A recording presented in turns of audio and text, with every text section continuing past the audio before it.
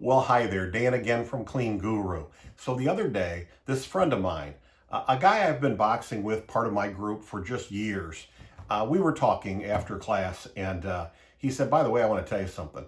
I always have held on to that note that you wrote me when I was going through that hard time.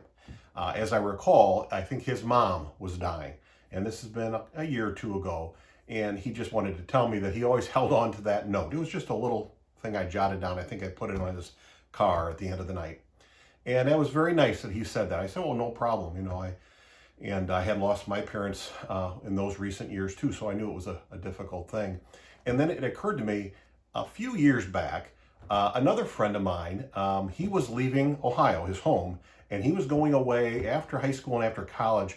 I think he was leaving for Chicago to go to medical school.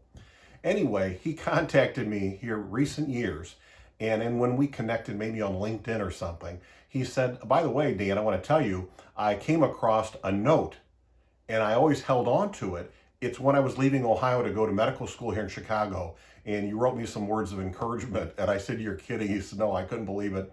And my gosh, that had to be, I don't know, 30 years or more, 30, 40 years. Oh. And so anyway, I just wanted to tell you, it really hits you how much a personal note is kind of unusual anymore. And it could, though, be very helpful and effective. So, we do a lot of, we call, we send emails, we text and do these things.